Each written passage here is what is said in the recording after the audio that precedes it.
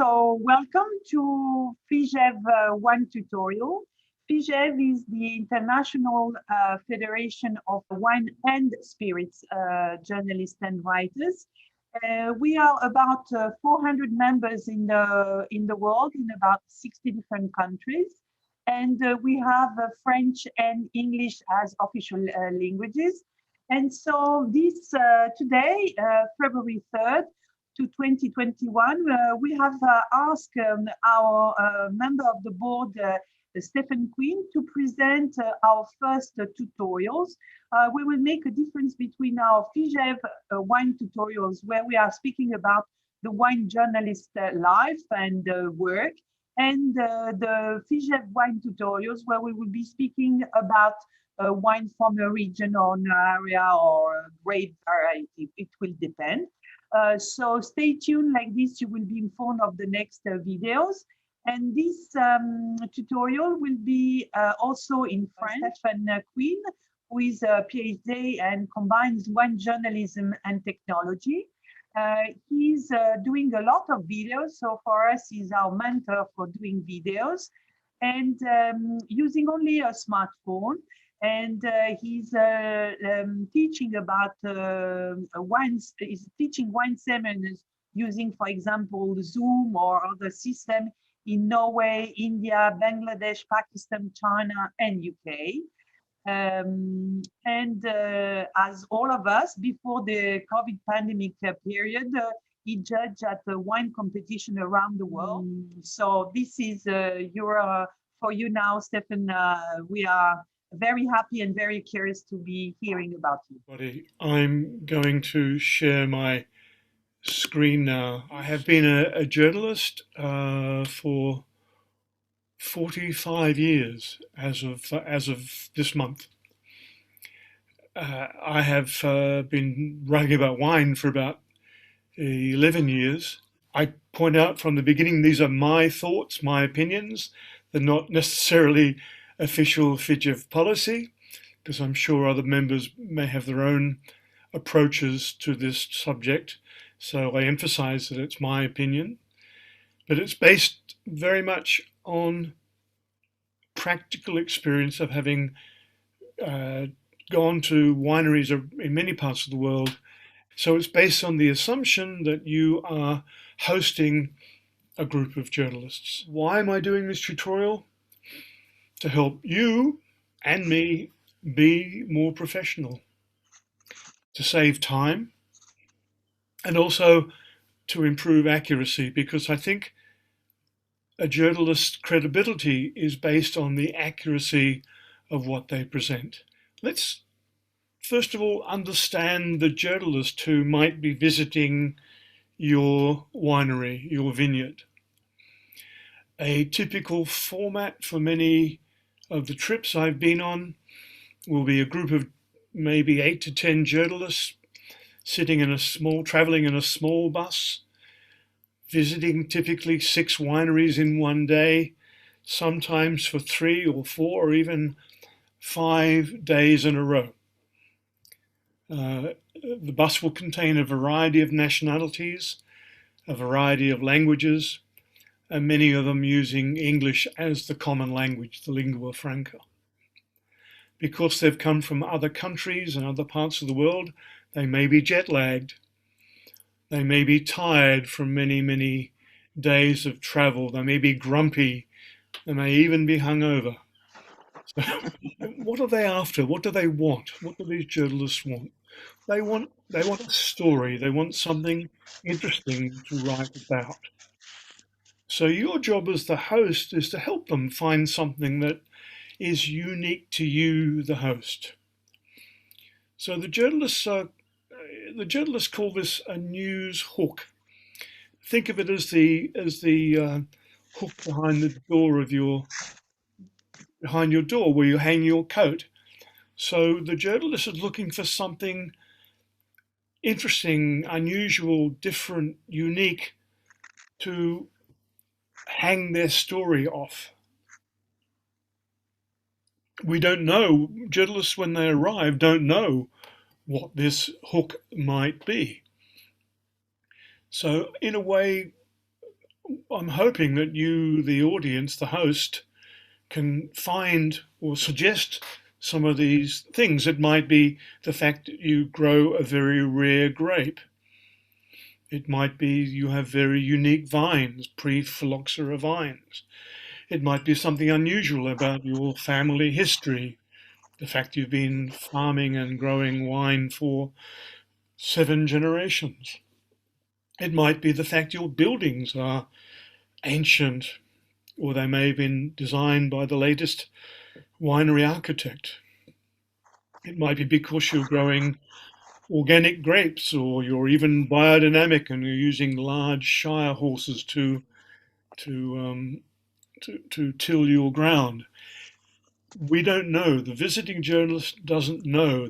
But they're looking for this hook, something that's unusual that you can tell them about. So it's a chance for you to explain who you are and what you do to a larger outside audience. So here's a suggested approach. First of all, aim to start and end on time. It's because journalists are busy people. If they're in this bus and they know they've got other wineries to visit, then they want to be on time for their next visit and their visit after that. I've been on many trips where we started on time for the first vineyard, and then we were 10 minutes late for the second, and by the end of the day we were 2 hours late, and everybody was tired and not very happy. So please aim to end on time. Really helps to provide some notes about the wines, and I'll go into detail about that in a few minutes. It could be on paper, it could be a thumb drive. It's always useful to have a few spare pens because sometimes journalists, when they're busy or tired, they lose their pen. Distribute those notes for the journalists when they arrive. Give them a few minutes to absorb the information, to read the notes. If it's a piece of paper, aim to keep it fairly brief, 1 or 2 A4 pages. If you need to send things like technical sheets, detailed information about the wines, then one thing I recommend is to collect the business cards of the journalists when they arrive, and most journalists will have a business card with their email address, and you can always email the technical sheets later on. And obviously allow time for the journalist to absorb information between each wine. So don't rush the delivery of the wines. Space the time, space it out. So if you have an hour with the journalist, then you may have a wine, say, every 10 minutes or something like that. On those notes, you need to include the essential details about each wine.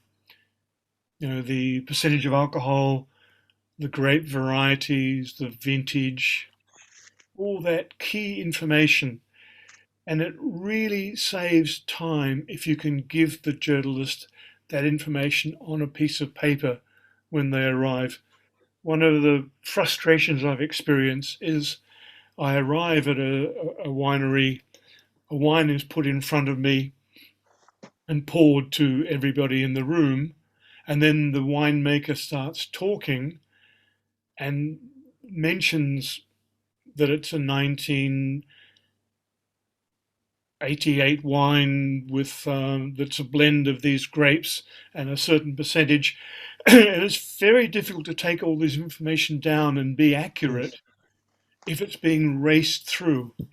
Much better to have that information available on a piece of paper so the journalist has it as a reference point, and that gives them more time to focus on the wine itself because the journalist knows they have this essential information provided on a piece of paper.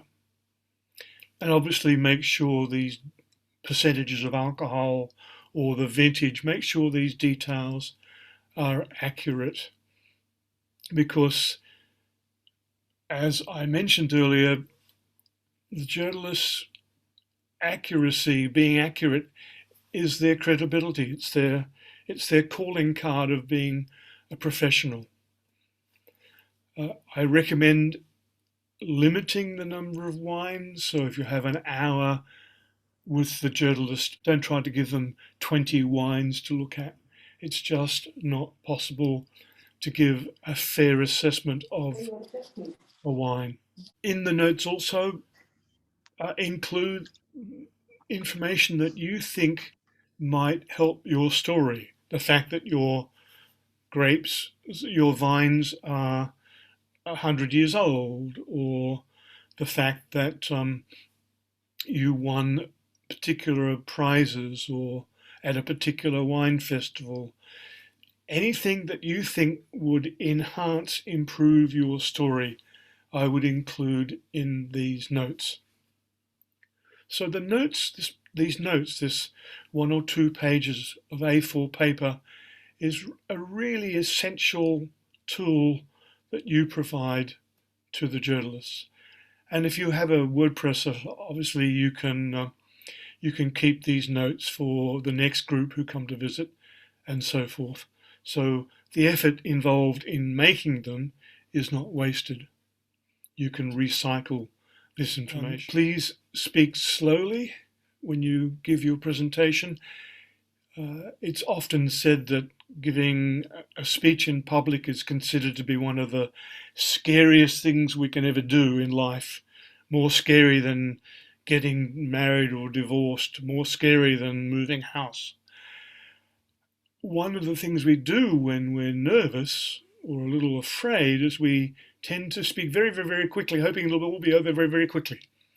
And all that happens when you speak quickly is your message is lost in the speed with which you speak. In fact, lots of research has suggested that the more slowly you speak, the more the audience thinks you must be very wise and knowledgeable. So I'm trying to speak slowly so you'll think that I'm wise and knowledgeable. Do not feel you need to speak for the entire time. So when you present a wine, give the journalist time to taste the wine, to assess the wine, to write some notes about the wine.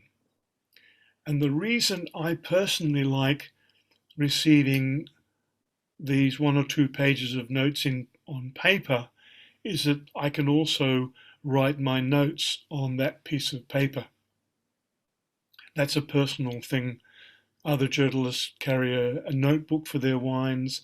Others have other ways of recording information, like speaking into the microphone on their smartphone.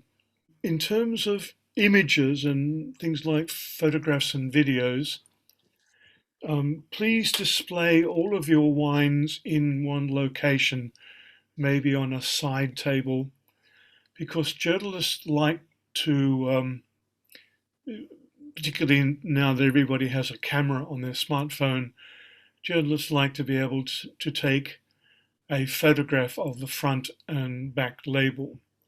And if you have all the wines lined up in the order in which you're going to taste them, the journalist can take one photograph for all the front labels, walk around the back of the table and take a photograph of all the back labels.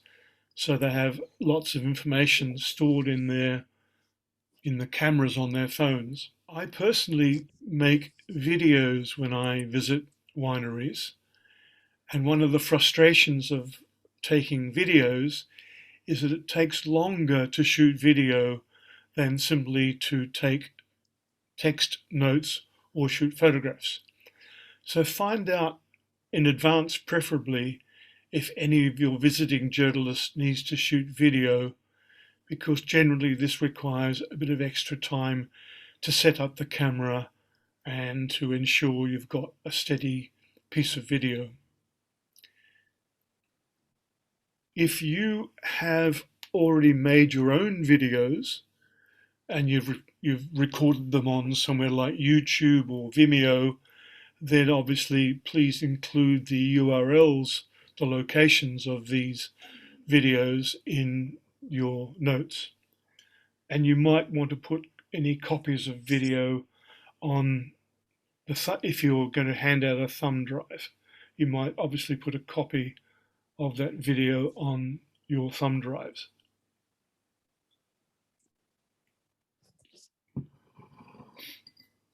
Provide your email, your website, and your phone number on your notes in case the journalist needs to contact you at a later date.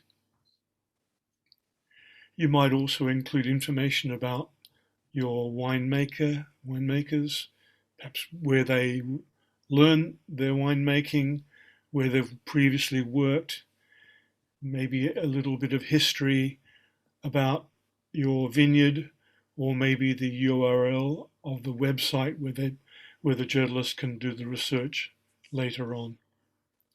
And please use an easy to read and large typeface. And that's because sometimes tastings occur in darkened cellars with limited light. And if the typeface is too small, it's difficult to read. So an easy to read typeface, 12, 13, 14 point typeface would be a useful thing to have. I've kept this deliberately brief, and I'm happy to make the PDF of this little slideshow available. But thank you for listening. I realize you're all busy people. Thank you, Anne, for suggesting it and for hosting it. And thank Fijev for asking me to present. And there is my email.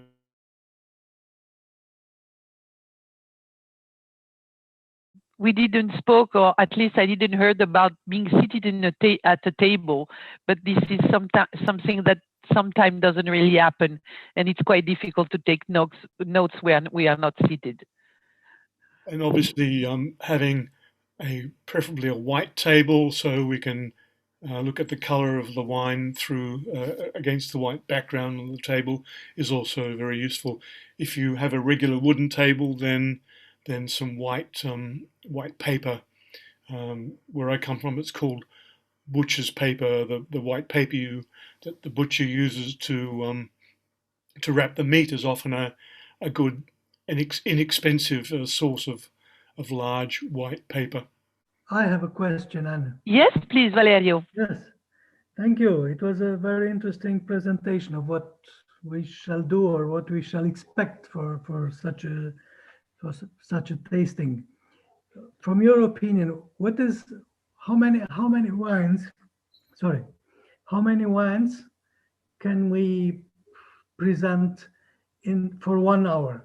We have 1 hour, and we have because we know when we have tastings or competitions, we can taste more than 10 wines, but it has nothing to do with the people who have to write about the wine. Yeah, great question. I think realistically 5 or 6 wines in an hour is probably the best you could expect. I don't, especially if the group is international, if there are several languages, many people using English as their second language because they are Chinese or Japanese or Russian or whatever. You have to make allowances for the fact that people are not native speakers, and so I think it's a case of being realistic and offering your 5 or 6 the wines that you want people to see rather than getting them to taste 10 or 12. 5 or 6 is probably all you can manage in an hour. And that's another reason for aiming to start on time and finishing on time as well. Thank you for that question. I would like to thank you. Yes, I think you are very accurate. And I do believe that the 5 to 6 wines are the perfect number. As organizer, as journalist, as participating in this type of tours, wine tours, I agree with you. And I think that you have a lot of points, details that they make the difference in an accurate and a successful organization of a tour. And I believe, Anne, that maybe it will be interesting to send this or to upload this information and this presentation for the winemakers. Yes. Yes, maybe you can distribute it. Yes. Mm-hmm. Absolutely. Thank you once more. Thank you. Do you have the Greek touch, Maria, to add to these tribe organizations and wine tastings? Something to eat. We didn't spoke about something to eat to be matching with the tasting. Yes, I do. Refreshing. I've thought about that. I mean that during a tour, it's very interesting to have the time for something to eat, for the lunch, for the dinner, and sometimes this, you know, that this takes longer time that we think, we believe that it's gonna take, because it's a very it's a time that we can relax, we can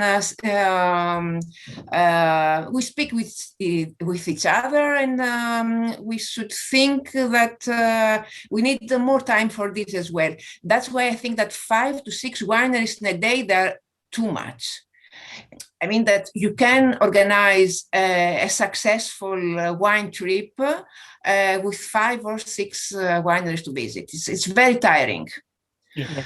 And then you have, of course, to have something like small bites with the wines. Every winery is a small pipe, or I don't know, whatever, for the finishing, isn't it? Yeah. I should have mentioned this one. Thank you. That's a great question. I should have mentioned this in my talk. I have an Australian passport. I live in England, but I'm Australian. In my country, we have a phrase, to kill with kindness. To kill with kindness. And I see. I love the fact that wineries and wine companies are generous, and journalists arrive to find a large plate of meat and cheese and cakes and bread and all sorts of wonderful things.